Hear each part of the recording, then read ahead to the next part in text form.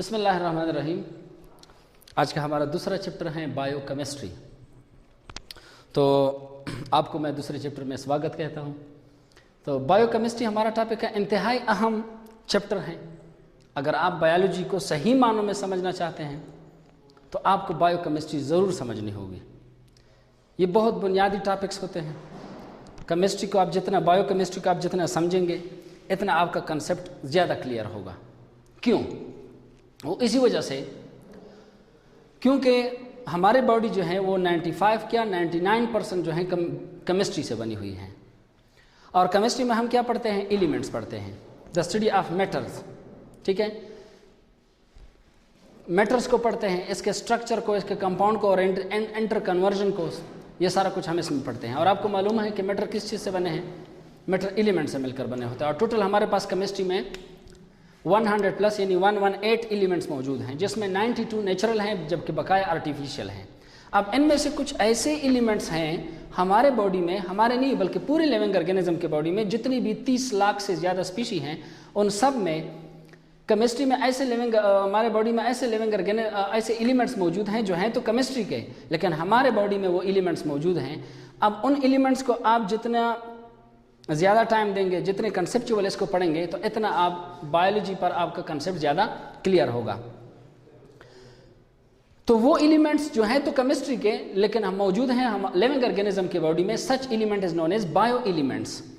अब bio elements को पढ़ना, इसके स्ट्रक्चर को पढ़ना, इसके फंक्शन को पढ़ना, इसकी मेटाबॉलिज्म को स्टडी करना, ये फंक्शन किस तरह करते हैं, इंपॉर्टेंट रोल क्या है, डिफिशिएंसी अगर हो गई तो क्या होगा, ज़्यादा हो गए तो क्या रोल होगा, ये सारी बातें पढ़ना, this is known as biochemistry.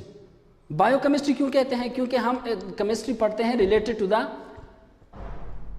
The living organism. अब बताऊं, फॉर एग्जाम्पल, अब मरकरी भी हमारे बॉडी के अंदर आ जाती हैं। अब मरकरी जो है वो जब भी फिशेस के बॉडी के अंदर आ जाते हैं तो फिशेस को एडवर्स इफेक्ट उसका होता है। मरकरी HG जिसको कहा जाता है, आमतौर पर नहीं होता।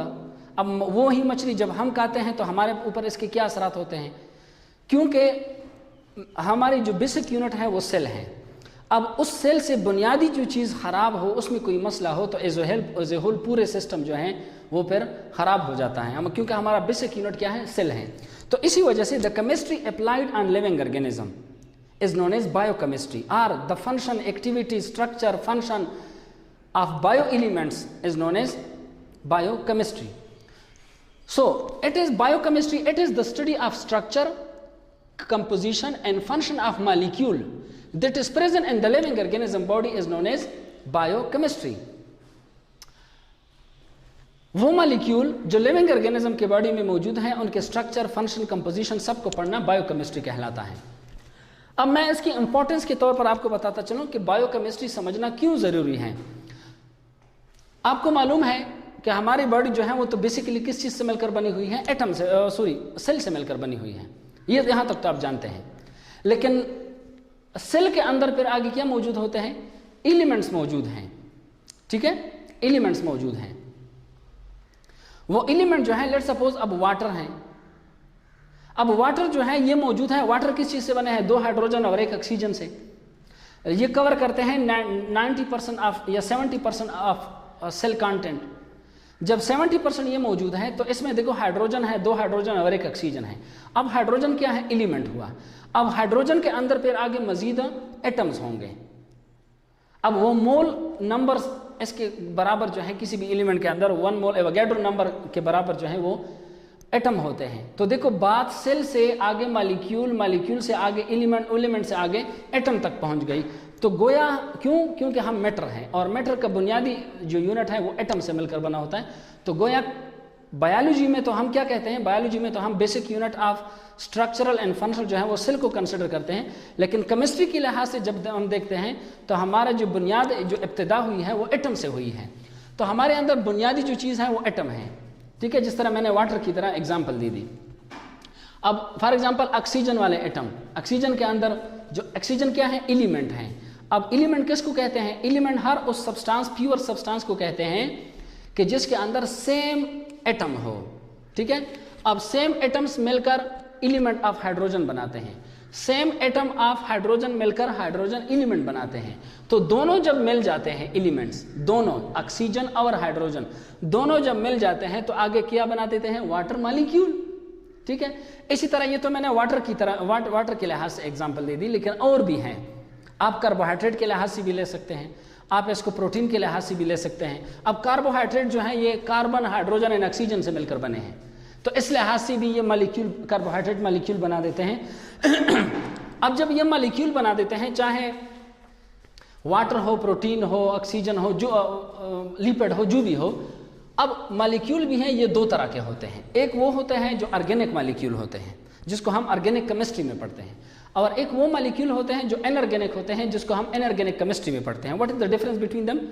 Organic molecule are those molecule that is made up of carbon and hydrogen or their derivatives, while the inorganic molecule are those molecules which are made up of other than carbon and hydrogen. ठीक है, carbon hydrogen के अलावा जो है उसमें हम inorganic molecule में हम वो पढ़ते हैं। तो जो ऑर्गेनिक मॉलिक्यूल है, इसके एग्जाम्पल क्या है जो हम बायोकेमिस्ट्री में अभी है इस चैप्टर में हम पढ़ेंगे, उसमें सबसे पहले है कार्बोहाइड्रेट, प्रोटीन, लिपिड और न्यूक्लियोटाइड। ये चार हमारा एरिया होगा। जबकि इनऑर्गेनिक मॉलिक्यूल में हम H2O भी हैं, इलेक्ट्रोलाइट्स भी हैं, ठीक है, मिनरल्स भी हैं, ये मौजूद होते हैं। ये इनऑर्गेनिक हैं क्योंकि इसमें कार्बन और हाइड्रोजन दोनों मौजूद नहीं होते, जबकि इसमें कार्बन हाइड्रोजन दोनों मौजूद होते हैं, इसी वजह से इसको ऑर्गेनिक कहा जाता है। अब आप जरा तवज्जो करें कि अब इनमें से कुछ एलिमेंट्स, ये तो मैंने मॉलिक्यूल की बात की, मॉलिक्यूल से पीछे अगर मैं एलिमेंट्स की बात करूं तो इनमें से टोटल बायो एलिमेंट्स, मैंने बताया कि बायो एलिमेंट्स वो एलिमेंट होते हैं जो हमारे बॉडी के अंदर मौजूद हैं, यानी लिविंग ऑर्गेनिज्म की बॉडी में मौजूद हैं। तो वो टोटल कितने हैं? 16। अब 16 में 10 अलग और 6 अलग। जो 6 एलिमेंट हैं वो हमारे बॉडी का मेजॉरिटी हिस्सा वो बनाते हैं। कौन कौन से? Carbon, hydrogen, oxygen, nitrogen, phosphorus and sulphur. ये 6 जो एलिमेंट हैं ये तकरीबन हमारे बॉडी का 99% ये बनाते हैं, जबकि रिमेनिंग जो है अदर, आयरन भी है, कैल्शियम भी है, मैग्नीशियम भी है, आपने नाम सुना होगा। लेट सपोज हेमोग्लोबिन है। अब हेमोग्लोबिन जो है इसके अंदर आयरन होता है। इसी तरह मैग्नीशियम जो है Hb, मैग्नीशियम जो है ये क्लोरोफिल में पाया जाता है, और कैल्शियम जो है ये मौजूद होता है बोन में। तो देखो ये वो एलिमेंट हैं जो हमारे बॉडी में कम मिकदार में पाए जाते हैं, जो 10 एलिमेंट्स हैं, और बकाया 6 जो है ये 99% हमारे बॉडी ये बना देते हैं। फिर इनमें से खासकर जो ऊपर वाले हैं, इनमें कार्बन, हाइड्रोजन एंड ऑक्सीजन, ये वाले जो हैं ये तो 95% सिर्फ ये 3 बना लेते हैं। कैसे? हाइड्रोजन और ऑक्सीजन, अब देख ले, हाइड्रोजन और ऑक्सीजन दोनों मिलकर वाटर बना देते हैं, तो वाटर साइटोप्लाज्म में 90% होता है। तो देखो इतनी कंपोजिशन है। इसके अलावा कार्बन, तो कार्बन तो जितनी भी ऑर्गेनिक कंपाउंड हैं, चाहे कार्बोहाइड्रेट, प्रोटीन, लिपिड, न्यूक्लियोटाइड, सब में एज अ बैकबोन के तौर पर कार्बन रोल प्ले करता है। तो देखो ये सबसे ज्यादा है, ये फिर 10 कम है। तो ये टोटल 16 बायो एलिमेंट्स हो गए। क्यों? क्योंकि ये लिविंग ऑर्गेनिज्म के बॉडी में मौजूद हैं। आपको ये भी बताता चलूं कि हमारे बॉडी में, इवन हमारे ब्लड में सोना तक मौजूद है, लेकिन 0.02% गोल्ड मौजूद है। तो वो ये सारे के सारे बायो एलिमेंट्स कहलाते हैं। अब इसका समझना क्यों जरूरी है, कैसे हम 16 एलिमेंट से, हम सारे के सारे एलिमेंट से मिलकर बनी हुई हैं। लेट सपोज मैं एग्जांपल देता हूं सेल का। सेल प्रीवियस चैप्टर में आप लोग पढ़ चुके हैं कि cell is made up of cell wall, plasma membrane, cytoplasm, and inside the cytoplasm there are different organelles. अब देखते हैं कि cell wall is made up of cellulose, hemicellulose, pectin, lignin and ions. अब मैं बताता चलूं कि ये जो सेलुलोज हैं, इट इज कार्बोहाइड्रेट। तो देखो ऑर्गेनिक कार्बोहाइड्रेट हो गया, और ये कार्बोहाइड्रेट किस चीज से मिलकर बना है? कार्बन, हाइड्रोजन एंड ऑक्सीजन से। वही 6 एलिमेंट में इसका शुमार आ गया। अब आगे hemicellulose, hemicellulose is also polysaccharide, तो ये भी उसी में आ गया। पिक्टीन, लिग्निन, ये भी इसी तरह कार्बोहाइड्रेट इन नेचर हैं। इसी तरह आयंस, तो देखो आयंस ये हो गए, ठीक है, इलेक्ट्रोलाइट में आ गए। तो एक सेल वॉल में इतना इसका रोल है। अगर मैं प्लांट की बात करूं, अब अगर प्लांट और एनिमल दोनों, चूंकि दोनों में प्लाज्मा मौजूद होते हैं, तो plasma membrane is made up of protein, lipid and carbohydrate. Lipid की मिकदार जो है 60 से लेकर 80%, बकाया ये 20 से लेकर 40%, और कार्बोहाइड्रेट जो है ट्रेस अमाउंट में होते हैं। तो देखो प्रोटीन भी, लिपिड भी और कार्बोहाइड्रेट भी, तीनों की तीनों जो है वो ऑर्गेनिक हैं, और तीनों किस चीज़ से मिलकर बने हैं? Carbon, hydrogen, oxygen, nitrogen and sometime sulphur. तो ये तीनों इन चीज़ से मिलकर बने हैं, ठीक है। अब आगे क्या है? साइटोप्लाज्म। साइटोप्लाज्म में जो 90% वाटर मौजूद होता है, जो 90% वाटर मौजूद हैं, 90% वाटर, तो देखो एनऑर्गेनिक मॉलिक्यूल हो गए। इसके अलावा 10% ऑर्गेनिक एंड इनऑर्गेनिक दोनों मौजूद होते हैं। अब यहाँ पर ऑर्गेनिक में क्या मौजूद है? साइटोप्लाज्म में, साइटोप्लाज्म में आरएनए मौजूद होता है, ठीक है। आरएनए की 3 किस्में होती हैं, transfer RNA, messenger RNA, ribosomal RNA. तो देखो तीनों किस्म ऑर्गेनिक हैं। इसी तरह इनऑर्गेनिक कंपाउंड्स भी होते हैं आयंस की शक्ल में, तो ये भी मौजूद हैं। अब साइटोप्लाज्म में जो ऑर्गेनीलीज हैं, कौन कौन से ऑर्गेनीली हैं? लेट्स सपोज माइटोकॉन्ड्रिया है, राइबोसोम है, गोल्गी बार्टली, लाइसोसोम, मिक्यूल, ये मैंने सिर्फ नाम लिखे हैं। अब माइटोकॉन्ड्रिया के मेम्ब्रेन, आउटर मेम्ब्रेन जो स्मूथ होता है, इनवर्ड होता है। इसी तरह मैट्रिक्स, दोनों की कंपोजिशन अगर आप देख लें, सिर्फ मेम्ब्रेन पे अगर आप तवज्जो दे दें तो माइटोकॉन्ड्रिया मेम्ब्रेन जो है similar to that of plasma membrane. तो प्लाज्मा मेम्ब्रेन की आप कंपोजिशन देख ले, फिर बायोकेमिस्ट्री से मिलकर बनी हुई है। इसी तरह मैट्रिक्स में, इसमें भी water, organic and inorganic compound, फिर भी बायोकेमिस्ट्री। इसी तरह ribosome is made up of protein and RNA, protein 60% और आरएनए 40%। तो देखो फिर बायोकेमिस्ट्री आ गई। गोल्गी अपैरेटस 3 चीज़ों से मिलकर बना होता है। गोल्गी अपैरेटस के अंदर क्रिस्टाई होते हैं 5 से लेकर 8। अब हर एक के अंदर प्रोटीन, लिपिड और कार्बोहाइड्रेट तीनों मौजूद होते हैं। तो ये तीनों फिर बायोकेमिस्ट्री हो गई। लाइसोसोम जो है, इसके अंदर एंजाइम होते हैं और enzyme are protein in nature. तो देखो फिर प्रोटीन जो है ये ऑर्गेनिक कंपाउंड्स हैं। इसी तरह विक्यूल के अंदर सेल शेप होते हैं, तो इस सेल शेप के अंदर भी वाटर मौजूद हैं और ऑर्गेनिक एंड इनऑर्गेनिक सब्सटेंसेस मौजूद होते हैं। तो देखो फिर जो है ना वो क्या हो गए, सारी के सारी, जहां भी आप सेल में जाएंगे तो सारा बायोकेमिस्ट्री मौजूद है, बायो एलिमेंट्स मौजूद हैं। अगर ये तो मैंने किसी आम जनरल सेल की बात की, फिर हर एक सेल के अंदर इंडिविजुअली सेल, एक सेल दूसरे सेल से डिफरेंट भी होता है। हमारे बॉडी के अंदर अगर 75 kg का एवरेज पर्सन हो तो उसमें मोर देन 100 ट्रिलियन सेल होते हैं। और according to the Bruce Albert, one single cell is much more complicated than a Moscow city, Karachi city, Tokyo city. So brain cell consist of 85% of water, ठीक है, 85% of water, while bone cell is made up of 20% of water। फिर bone cell के अंदर भी 3 किस्म के मजीद अलग अलग सेल होते हैं। एक का नाम है osteoblast cell, osteocyte cell, osteoclast cell. Osteoblast cell पहले बनने वाले cell, osteocyte cell mature bone cell, osteoclast cell bone eating cell. तो हर एक की फिर कंपोजिशन भी अलग अलग होती है। ऑस्टियोसाइट सेल में सिंगल न्यूक्लियस होता है और बाद ऐसे होते हैं कि उसमें मोर देन 1 न्यूक्लियस होता है। तो more than 150 different types of cell inside in our body. Each and every cell composition is different from one another. So each and everywhere inside the living organism body, whenever you go, whenever you do examination, you will find each and everywhere biochemistry. So understanding biochemistry will reveal you the biochemical nature. आपको सारे up and down जो है वो बताते हैं कौन? Biochemistry. और हम बायोकेमिस्ट्री को जो कंट्रोल करने वाला सिस्टम है, जिसको ये कंट्रोल करता है, वो है होम्योस्टेसिस सिस्टम। किसी किस्म की थोड़ी कुछ भी अगर फॉर एग्जाम्पल फर्क आ जाए, थोड़ा भी फर्क आ जाए, लेट्स सपोज कैसा फर्क आ जाए, हमारे ब्लड का जो पीएच है, ब्लड पीएच वो क्या है? 7.4। अब 0.2 प्लस माइनस इंक्रीज और decrease cause disturbance in the blood, ठीक है, पूरी बॉडी पर उसका असर आता है सिर्फ 0.2 प्लस माइनस होने से। तो देखो बायोकेमिस्ट्री इतनी अहम है, थोड़ी कुछ भी चेंजेस आ जाए।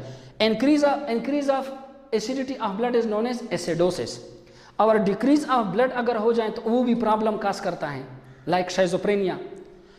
डिक्रीज ऑफ एसिड हो या इंक्रीज ऑफ एसिड हो, एसिडिटी हो, दोनों केस में रेड ब्लड सेल जो है वो फिर ऑक्सीजन को नहीं लेकर जा सकता, मसला है।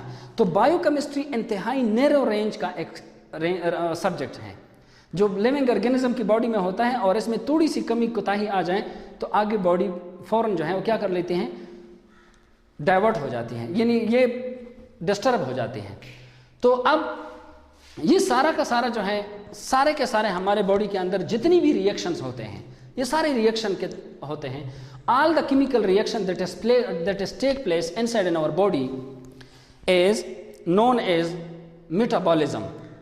सारे के सारे सेल के अंदर, सेल से बाहर, सेल के अंदर, टिश्यू, ऑर्गन, सिस्टम, जो जितनी भी रिएक्शन हो रहे हैं हमारे बॉडी के अंदर, this is known as metabolism. Now the metabolism may be catabolism और एनाबॉलिज्म।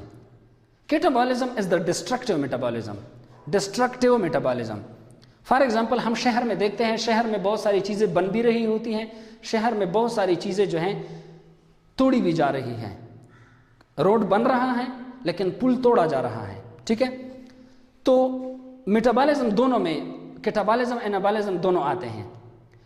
तो बाज़ औक़ात चीज़ें बनती हैं हमारे सेल, एक सेल के अंदर, बाज़ औक़ात चीज़ें बिगड़ती हैं, डिस्टर्ब होती हैं।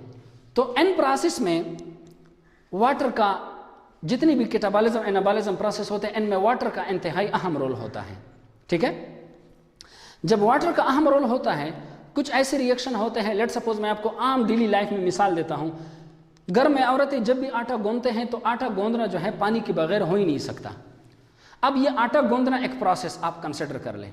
अब आटा गूंदने के लिए पानी ना हो तो हो ही नहीं सकता, ठीक है। कपड़े धोए जा रहे हैं, पानी ना हो मुमकिन ही नहीं है, ठीक है। तो इस तरीके से कुछ रिएक्शन ऐसे होते हैं जो दो आपके को चैप्टर में शामिल है। एक का नाम है कंडेंसेशन रिएक्शन, दूसरा है हाइड्रोलिसिस रिएक्शन। कंडेंसेशन रिएक्शन वो रिएक्शन है जो मेटाबॉलिज्म का प्रोसेस है। इसमें क्या होता है, कंडेंसेशन आप यूं समझ ले जिस तरह आप तौलिए को लेकर नचोड़ते हैं, तो नचोड़ने से क्या होता है, तौलिए से पानी बाहर निकल आता है, ठीक है। और मकसद क्या होता है कि तौलिया सूख जाए। तो कंडेंसेशन का प्रोसेस वो प्रोसेस होता है कि अगर कोई भी दो स्मॉल मॉलिक्यूल्स आपस में आप मिला रहे हैं और इससे बड़ा मॉलिक्यूल बनाना चाहते हैं, लेकिन क्या होगा, दो स्मॉल मॉलिक्यूल बनाना चाहते हैं मिलाकर, इससे बड़ा मॉलिक्यूल बनाना चाहते हैं, और आपके पास पानी एज अ रिजल्ट आ जाए रिएक्शन में, this is known as condensation reaction. आप तौलिए को सुखाना चाहते थे, आपने उसको भगोया, साफ किया, लेकिन सुखाने के लिए आप उससे पानी निकालते हैं और पानी भी निकल आता है। बिल्कुल आप कंडेंसेशन रिएक्शन भी इस तरह है। फॉर एग्जांपल हमारे बॉडी जो है, जो मेन हमारे बॉडी जिस चीज़ से चलती है वो है कार्बोहाइड्रेट, और कार्बोहाइड्रेट का एग्जांपल है ग्लूकोज। तो हम जब खाना खाते हैं, हम 3 वक्त का खाना खाते हैं, ठीक है। तो 3 वक्त का हम जब खाना खाते हैं तो हमारे बॉडी में बाज़ औक़ात इस तरह आता है कि बहुत ज़्यादा ग्लूकोज बन जाता है, जितना हम इस्तेमाल नहीं करते। अब ज़्यादा ग्लूकोज को फिर बॉडी स्टोर करता है एनिमल्स में, यानी हमारे बॉडी में, in the form of glycogen. तो बहुत सारे ग्लूकोज ग्लूकोज ग्लूकोज ग्लूकोज, ये इसको आप मोनोमर कंसिडर करें। मोनोमर का क्या मतलब है, छोटे छोटे मॉलिक्यूल। तो ये दोनों जब आपस में मिलते हैं, दो आपस में मिलते हैं, 3 4, तो इन दोनों से और इन दोनों से अलग अलग वाटर आ जाता है, और आखिर में आपके पास एक पॉलीमर मैक्रोमॉलिक्यूल बन जाता है जिसको क्या कहा जाता है, glycogen. It is the stored form of food in animal, while the stored form of food in plant is known as starch. इसी तरह अमाइनो एसिड एक छोटा मॉलिक्यूल है। अमाइनो एसिड बहुत सारे अमाइनो एसिड, 4 नहीं बहुत सारे, मिलकर क्या बना देते हैं, पॉलीपेप्टाइड चेन ऑफ प्रोटीन, और फिर कई सारे पॉलीपेप्टाइड आपस में मिलकर प्रोटीन बना देते हैं। लेकिन इसके रिजल्ट में आपके पास अगर वाटर आ रहा है तो this is known as condensation. तो गोया कंडेंसेशन का प्रोसेस जो है, इसमें 2 स्मॉल मॉलिक्यूल आपस में मिलकर लार्ज मॉलिक्यूल बनाते हैं, और एज अ रिजल्ट आपके पास पानी आ जाए तो this is known as condensation reaction. पानी किस चीज से मिलकर बना है, एक हाइड्रोजन और हाइड्रोक्सिल ग्रुप से, यानी 2 हाइड्रोजन H2O, 2 हाइड्रोजन और 1 हाइड्रोक्सिल ग्रुप। तो 2 हाइड्रोजन, ये जो H पॉजिटिव है इससे आता है और OH इससे आता है, इसी तरह H इससे आता है, OH इससे आता है, ठीक है। तो 2 मोनोमर हर एक जो है अपना अपना ग्रुप ऐड कर देता है, एज अ रिजल्ट आपके पास H2O आ जाता है। Remember students, this water is known as metabolic water. ये पानी आपने पिया नहीं है बल्कि ये आपके बॉडी के अंदर खुद बन गया, that's why it is known as metabolic water. ठीक है, हर एक रिएक्शन के लिए एंजाइम की ज़रूरत होती है और वो एंजाइम हर एक रिएक्शन में ज़रूरी है। अब इस दौरान जो एंजाइम होना चाहिए वो ग्रुप ऑफ एंजाइम इसके लिए ज़रूरी है which is known as synthase enzyme, synthase enzyme. ठीक है, इसी तरह अगला जो प्रोसेस है वो उसका उल्टा है। उल्टा कौन सा होगा? पानी मिला लिया तब रिएक्शन हो जाए, this is known as hydrolysis reaction. Hydrolysis के अगर आप नाम को सिर्फ देख ले, हाइड्रो का मतलब है वाटर और लाइसिस का मतलब है स्प्लिटिंग, वाटर स्प्लिटिंग। तो वाटर स्प्लिटिंग का क्या मतलब?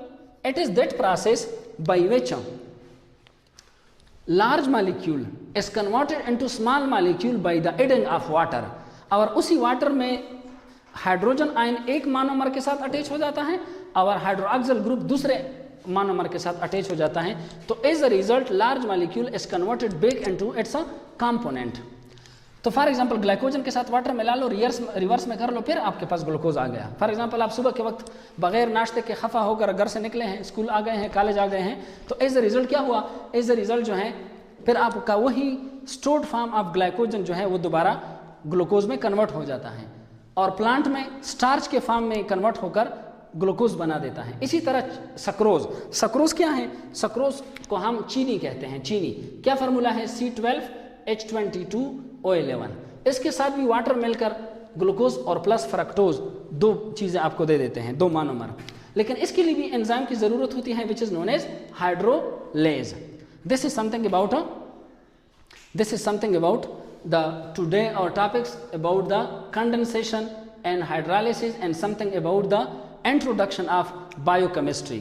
ठीक है, किसी किस्म का कोई क्वेश्चन हो मैसेज कीजिएगा, इंशाल्लाह आपको जवाब दिया जाएगा। तब तक के लिए हमारे साथ रहिएगा। अगला हमारा टॉपिक होगा importance of water in biochemistry.